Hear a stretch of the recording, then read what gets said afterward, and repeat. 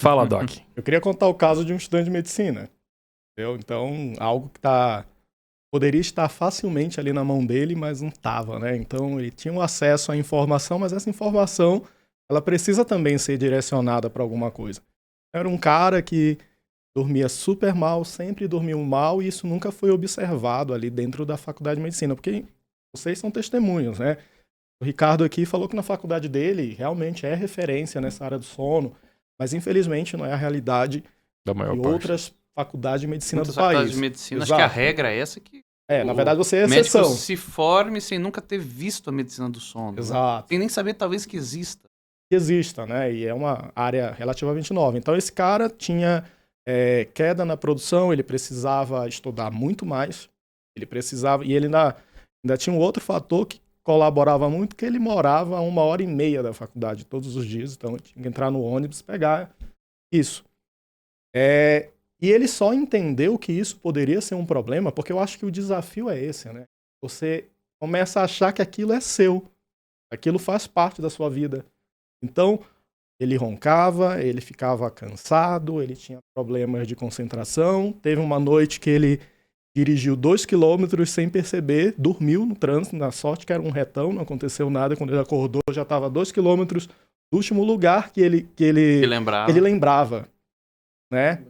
A família dele o pai não gostava nem que saísse à noite, né? Às vezes ele estava jantando, ele disse que levantava no meio do jantar e disse, eu vou dormir. E aí ia escovar os dentes se apoiando na parede para não dormir de uma forma no lugar errado, né? Então isso foi durante muito tempo investigado, fazer hemograma, tireoide, uma série de coisas. E aí ele só chegou a esse diagnóstico depois dos 30 anos de vida. Festas na faculdade, não teve tantas. Uma série de outras fases que eram importantes serem vividas, não foram. Por um problema que ele desconhecia, né?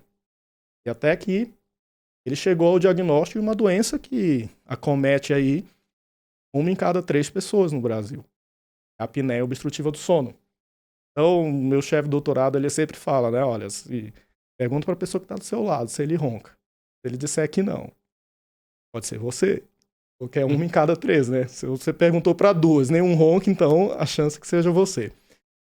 E chegou a esse diagnóstico da apneia obstrutiva do sono, e aí pensar no tratamento, né? Então passou o otorrino, não tinha nada de alteração anatômica, nada que pensasse numa cirurgia para resolver. Por quê? Porque é uma doença que é multifatorial, ela tem muitas causas, então o tratamento vai variar do quanto uma causa vai ser predominante naquilo, né? Então eu sempre comparo a apneia com uma parede de muitos tijolos. Cada tijolo vai colaborar para ela acontecer.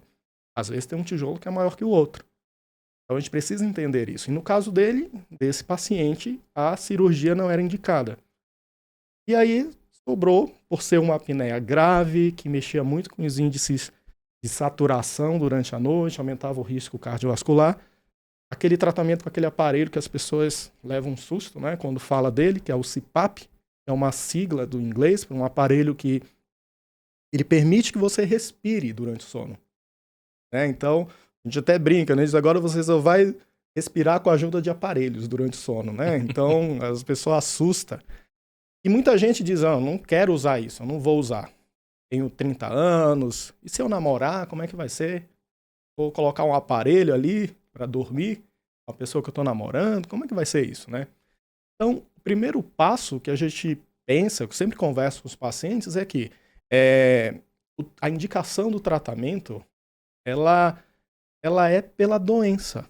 Ela não é por eu querer ou não uma determinada situação. Preciso pensar em tudo que envolve aquele indivíduo, o quadro clínico, e vai ser determinado isso. Então, esse indivíduo, ele foi indicado o CPAP. Ele, a princípio, né, como tudo novo, tem o seu período de adaptação, mas a primeira noite que ele já usou o CPAP, ele teve uma experiência que no dia seguinte ele teve um plantão, ele chegou super animadão, que ninguém nem entendeu, né? Que já chegou nesse pique nova. todo. Quase. Tá com a namorada nova. Ganhou aí na Mega Sena, tá só enrolando geralmente aqui pra a gente gente. usa uma linguagem menos polida, né? Pra falar a mesma coisa, né? Tá com alguém, vamos dizer assim, né?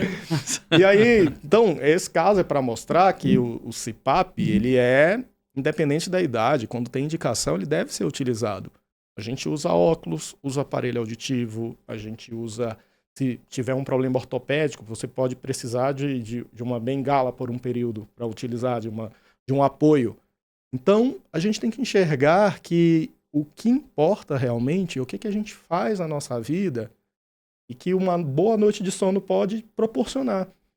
Então, a gente precisa pensar que não existe idade para um tratamento específico, existe indicação. E isso que é o que é mais importante.